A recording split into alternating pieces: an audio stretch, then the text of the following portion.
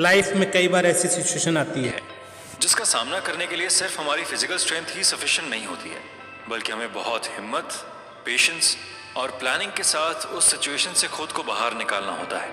यानी कि तब हमें ज़रूरत होती है अपनी इंटरनल स्ट्रेंथ की।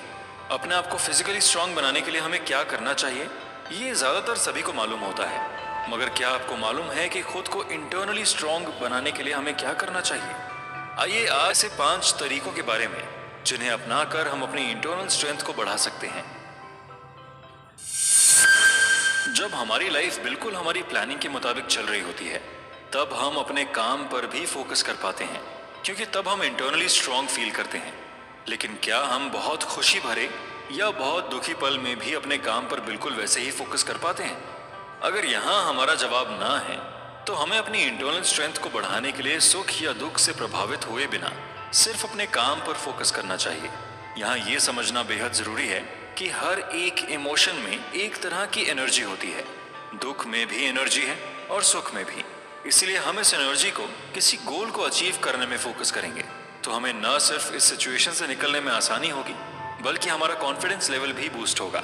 जैसे कई बार ऐसा होता है कि हम किसी घटना की वजह से हार मानकर बैठ जाते हैं और हमें लगने लगता है कि सब कुछ बेकार है, या फिर कभी हम बहुत खुश होते हैं तो अपने ज़रूरी कामों को ये सोचकर टाल देते हैं कि अभी एंजॉय करते हैं, काम तो बाद में हो जाएगा। ये दोनों ही कंडीशंस हमारी इंटरनल स्ट्रेंथ को बढ़ने नहीं देती। इसीलिए ज़रूरी है कि हम कर्म को सुख दुख से ऊपर रखें। सुख और दुख से ऊपर उठकर अपनी ड्यूटी को निभाने का एग्जाम्पल प्रियंका चोपड़ा की लाइफ के एक इंसिडेंट से मिलता है। 2013 में एक लंबी बीमारी के चलते प्रियंका चोपड़ा के पिता की डेथ हो गई। पिता की डेथ के बाद प्रियंका गहरे सदमे में थी, लेकिन उन्होंने हार नहीं मानी और दुख की इस घड़ी से बाहर निकलकर अपनी ड्यूटी को पहले रखा और कुछ ही दिनों में शूटिंग पर पहुंच गई। प्रियंका चोपड़ा ने एक इंटरव्यू में बताया था कि उन दिनों वो मैरीकॉम फिल्म की शूटिंग कर रही थी, जिसके लिए उन्हें स्पेशल ट्रेनिंग दी जा रही थी। प्रियंका ने अपने दुख को भूलकर अपने काम पर फोकस किया और पूरी तरह से काम में रम गई। प्रियंका की मेहनत रंग लाई और इस फिल्म में कई बड़े अवार्ड अपने नाम किए। इस तरह काम को सुख दुख से ऊपर रखने वाली बात को हम एक और एग्जाम्पल से समझ सकते हैं। मान लीजिए कि आपके पास एक बड़ी कंपनी से जॉब ऑफर आता है, लेकिन हाल ही में आपकी अपने दोस्त से बहस हो गई है, जिस वजह से आपका मूड ऑफ है। ऐसे में आप इस बात को लेकर इतने स्ट्रेस में हैं कि आपने इस बात को अपनी लाइफ का एक दुख बना लिया है। इस दुख में डूबे रहने की वजह से आप इस जॉब ऑफर को कंसिडर नहीं करते, लेकिन धीरे धीरे वक्त बदलता है और आपको एहसास होने लगता है कि मोमेंटरी इमोशंस के चलते आपने अपने करियर की एक बड़ी अपॉर्चुनिटी को गंवा दिया। इस एटीट्यूड के साथ आप लाइफ में कभी ग्रो नहीं कर पाएंगे। भगवत गीता में भी भगवान श्री कृष्ण सुख दुख से ऊपर उठकर अपने कर्म करने का संदेश देते हैं। कुरुक्षेत्र की रणभूमि पर जब अर्जुन अपने सगे संबंधियों के साथ युद्ध करने की स्थिति को देखकर घबराकर अस्त्र त्याग देता है, तो श्री कृष्ण अर्जुन को किसी भी तरह के बंधन, मोहमाया और सुख दुख से ऊपर उठकर अपना कर्म करने का आदेश देते हैं। श्री कृष्ण के मार्गदर्शन के बाद अर्जुन के सभी संदेह दूर हो जाते हैं और फिर आप जानते ही हैं कि अर्जुन के पराक्रम की बात आज भी याद की जाती है। इसलिए अच्छे और बुरे दोनों तरह के ही वक्त में हमें अपनी ड्यूटीज और रिस्पॉन्सिबिलिटीज पर फोकस करना चाहिए, जिससे किसी भी सुख या दुख का असर हमारे ऊपर कम से कम रहे और हम इमोशनली स्ट्रांग बने रहें। हम सभी का एक पास्ट होता है जिसे हम चाहकर भी अपने से अलग नहीं कर सकते, लेकिन इसका मतलब ये नहीं कि पास्ट ही हमें डिफाइन करता है। हमारा पास्ट कैसा भी हो, लेकिन हमें हमेशा अपने पास्ट को फेस करने की एबिलिटी डेवलप करनी चाहिए। इससे न सिर्फ हम अपनी गलतियों से सीख पाएंगे, बल्कि इसके चांसेस भी बढ़ जाएंगे कि अगली बार पास्ट जैसी सेम सिचुएशन आने पर हमें किस तरह से इसे टैकल करना है, ये हमें पता होगा। एग्जाम्पल के लिए, फैमिली में अक्सर बहस हो जाती है। सोचिए कि आपकी फैमिली में कोई ऐसा मेंबर है जिसे उसकी गलती बताने पर वो ट्रिगर हो जाता है, जिसकी वजह से घर का माहौल खराब हो जाता है और लड़ाई झगड़ा बढ़ जाता है। इस वजह से पास्ट में कई बड़े झगड़े हो चुके हैं। ऐसे में आप अपने पास्ट एक्सपीरियंस से सीखते हुए उस मेंबर से बात करने का तरीका बदलेंगे, या फिर कोई ऐसा रास्ता चुनेंगे कि आपका काम भी पूरा हो जाए और घर का माहौल भी खराब ना हो। इस बात को एक और एग्जाम्पल से समझते हैं। मान लीजिए 2 साल पहले आप किसी कंपनी में इंटरव्यू देने गए थे, लेकिन आपका इंटरव्यू इतना खराब रहा कि आपको उसके बारे में बात करते हुए भी एम्बैरेसमेंट फील होती है। इसलिए जब भी उस कंपनी में फिर से इंटरव्यू देने की बात होती है तो आपको घबराहट होने लग जाती है लेकिन पास्ट में हुई इस घटना को इग्नोर करना या फेस ना करना आपको अंदर से वीक बनाता जा रहा है। ऐसे में आपको 2 साल पहले हुए उस इंटरव्यू को याद करना चाहिए कि उस दिन आपसे क्या क्या मिस्टेक्स हुई थी और आप खुद में कैसे इंप्रूवमेंट ला सकते हैं। अपने बुरे पास्ट को एक्सेप्ट करके इससे आगे बढ़ने का एक ऐसा ही example Hollywood actor Robert Downey Junior की लाइफ में भी मिलता है। रॉबर्ट मार्वल मूवीज में आयरन मैन का रोल निभाने के लिए पूरी दुनिया में पॉपुलर है, लेकिन इनका पास्ट बहुत ही कॉम्प्लिकेटेड रहा है। रॉबर्ट को उनके पिता की वजह से 6 साल की उम्र में ही नशे की लत लग चुकी थी, जिसके बाद रॉबर्ट अक्सर नशे में ही रहने लगे थे। नशे की इस लत की वजह से उन्हें जेल भी हुई। ड्रग एडिक्शन की वजह से वो इमोशनली अनस्टेबल थे, जिस वजह से उनकी पर्सनल लाइफ भी हमेशा डिस्टर्ब ही रहती थी। रॉबर्ट को भी ये रियलाइज होने लगा था कि इस तरह से वो लाइफ में कभी आगे नहीं बढ़ पाएंगे, क्योंकि उन्होंने नशे की लत की वजह से काफी कुछ खो दिया था। आखिरकार अपनी वाइफ की हेल्प से उन्होंने डिसाइड किया कि वो नशे की लत को छोड़कर ही रहेंगे, क्योंकि रॉबर्ट की विल पावर काम कर गई और उन्होंने अपने पास्ट से सबक लेते हुए प्रेजेंट पर काम करने का फैसला किया। उन्होंने अपना फोकस एक्टिंग की तरफ मोड़ा। उन्हें आयरन मैन का रोल ऑफर हुआ, जिसके बाद रॉबर्ट पूरी दुनिया के सुपरस्टार बन गए। जिस तरह रॉबर्ट ने अपने पास्ट के साथ किया, यानी उससे कुछ सीखा, इसी तरह आप ऐसी मैजिकल टाइम मशीन को इमेजिन करें जहां आप अपने साथ पास्ट में हुई किसी घटना को फेस करके स्ट्रांग होना सीख सकें। मतलब आप एक बार फिर से उसी घटना को रिविजिट करते हुए पास्ट को फेस करते हुए एबिलिटी बढ़ा सकें। ये एक ब्रेव मूव की तरह है, जिससे बरसों पुरानी बीती हुई घटनाओं से सीखते हुए आप प्रेजेंट में खुद को इंटरनली स्ट्रांग बना सकते हैं। हम बचपन से सुनते आ रहे हैं कि यूनिटी इज स्ट्रेंथ। इसका मतलब है कि जब हम अकेले की बजाय एक टीम बनाकर काम करते हैं तो हम ज्यादा स्ट्रांग होते हैं। इस एपिसोड में आप इस बात को अच्छी तरह समझ पाएंगे कि स्ट्रांग बनने के लिए एक साथ काम करने की क्या इंपॉर्टेंस है। फॉर एग्जाम्पल, भारत को अंग्रेजों से आजाद करने के लिए फ्रीडम फाइटर्स ने अपनी टीम बनाई थी। पूरा देश एक टीम की तरह काम कर रहा था। कुछ लोग विदेशी सामानों को बॉयकॉट कर रहे थे, कुछ पत्रकार अंग्रेजों की भेदभाव से भरी नीतियों के खिलाफ लेख लिखकर लोगों को जागरूक कर रहे थे। सभी लोग अपनी अपनी एबिलिटी के हिसाब से देश को आजाद कराने के मिशन में लगे हुए थे। जब अलग अलग लोगों की एबिलिटीज और स्किल्स एक साथ मिलकर काम करती हैं, तो टास्क या मिशन को पूरा करना आसान हो जाता है। इसी वजह से आपको टीम में काम करने की इंपॉर्टेंस को भी जरूर समझना चाहिए। इससे दूसरे लोगों की स्किल्स को देखकर आप बहुत कुछ सीख सकते हैं। इसको समझने के लिए सबसे अच्छा एग्जाम्पल है मूवमेंट्स का। कहते हैं कि किसी आवाज को इग्नोर करना आसान होता है, लेकिन जब कई आवाजें मिलकर शोर बन जाती हैं तो इसे इग्नोर कर पाना बहुत मुश्किल होता है। हम देश दुनिया में ऐसे कई मुद्दे रखते हैं जो किसी एक इंसान के लिए नहीं बल्कि पूरी ह्यूमैनिटी के लिए खतरा बन सकती है। जैसे अपने चिपको आंदोलन के बारे में जरूर सुना होगा। 70 के दशक में पेड़ों को काटने के विरुद्ध चमोली के स्थानीय निवासियों ने चिपको आंदोलन शुरू किया था। इस आंदोलन में अनगिनत लोग पेड़ों से चिपक कर खड़े हो गए थे, जिससे कि पेड़ काटने के लिए आने वाले लोग पेड़ ना काट सकें।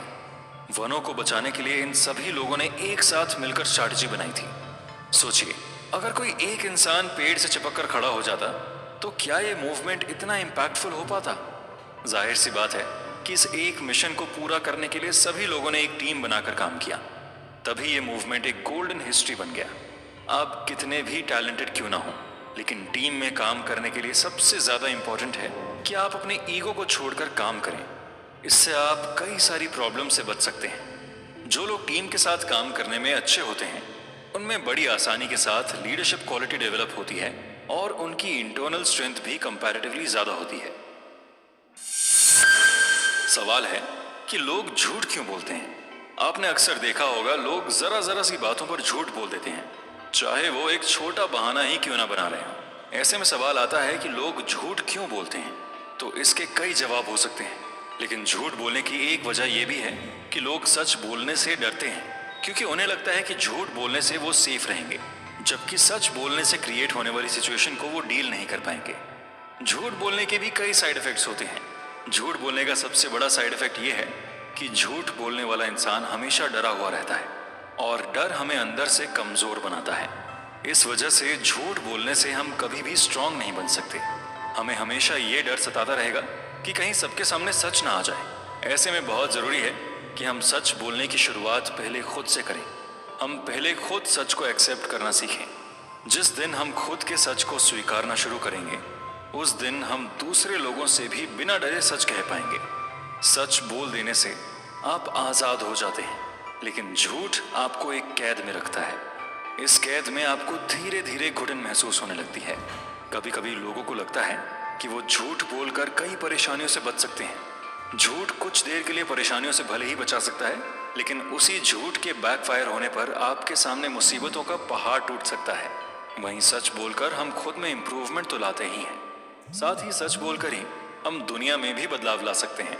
इस बात को हम महात्मा गांधी की लाइफ से समझ सकते हैं। महात्मा गांधी से जुड़ी एक कहानी है कि एक दिन उनके पास एक औरत अपने बच्चे को लेकर आई और कहने लगी कि बापू, आप मेरे बच्चे को समझाएं कि वो गुड़ ना खाए, क्योंकि वो गुड़ बहुत ज्यादा खाता है। गांधी जी ने उस औरत को एक सप्ताह बाद उस बच्चे को फिर से लेकर आने के लिए कहा। वो औरत अपने बच्चे को लेकर गांधी जी के पास एक सप्ताह बाद आई, लेकिन गांधी जी ने फिर से अगले सप्ताह आने के लिए कहा। इसी तरह से गांधी जी 4 सप्ताह तक उस औरत को अगले सप्ताह आने की बात करते रहे। आखिरकार 5वें हफ्ते में गांधी जी ने उस औरत के बच्चे को समझाते हुए कहा, बेटा, गुड़ मत खाया करो, सेहत के लिए अच्छा नहीं है। ये देखकर वो औरत बहुत गुस्सा हुई और गांधी जी से बोली कि बापू, ये बात तो आप पहले सप्ताह में भी कह सकते थे, तो इतनी छोटी सी बात कहने के लिए आपने इतने दिनों तक मुझे इंतजार क्यों कराया?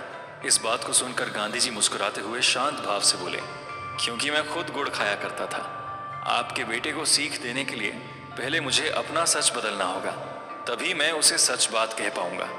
इतने सप्ताह तक मैंने पहले गुड़ खाना खुद छोड़ा है और अब सच्चाई के साथ इस बात को कह पाया हूं। गांधी जी के सच को सुनकर वहां मौजूद लोगों ने भी सीख ली और सच की ताकत को समझा। इसी तरह अगर आप चाहते हैं कि दुनिया में बदलाव आए, तो आपको पूरी सच्चाई के साथ सबसे पहले खुद में बदलाव करने की कोशिश शुरू करनी होगी। तो इस तरह से न सिर्फ दूसरों के साथ बल्कि अपने लिए भी हमेशा ऑनेस्ट और ट्रूथफुल रहना इंटरनली स्ट्रांग बनने के लिए बहुत इंपॉर्टेंट है। हम सभी का एक कंफर्ट जोन होता है।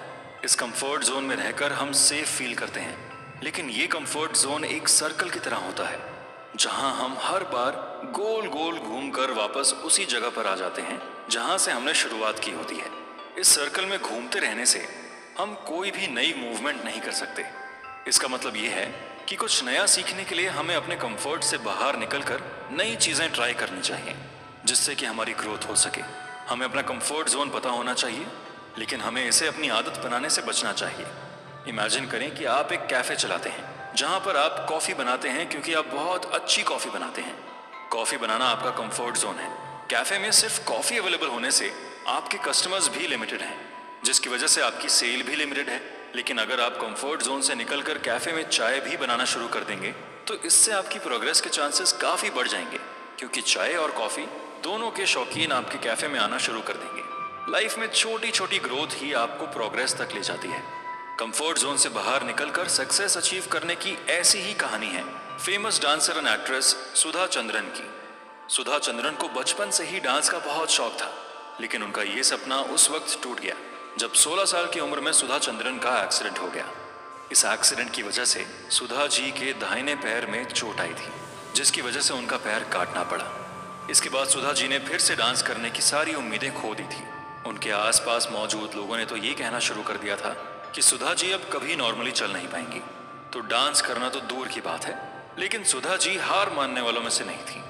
आर्टिफिशियल पैर लगवाने के बाद सुधा जी ने 3 साल तक चलने की प्रैक्टिस की। इसके बाद उन्होंने डांस करने की भी कोशिश शुरू कर दी। शुरुआत में नकली पैर के साथ डांस करना बहुत ही मुश्किल लगता था।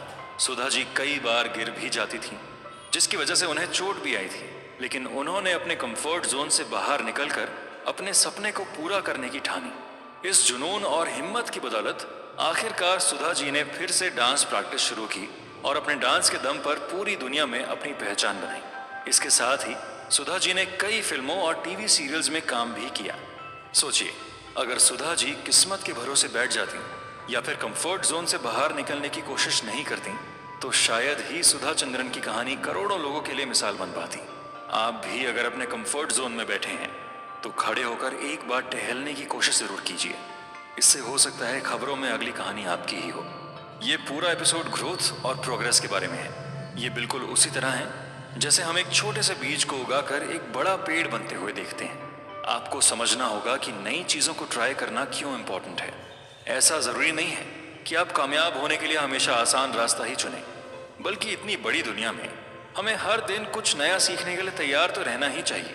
किसी ने सच ही कहा है कि दुनिया में कुछ भी व्यर्थ नहीं है। खासकर कुछ नया सीखकर हम अपनी लाइफ को पहले से ज्यादा आसान कर रहे होते हैं और हमारा कॉन्फिडेंस लेवल भी बूस्ट होता है, जिससे हम इंटरनली पहले से ज्यादा स्ट्रांग हो जाते हैं।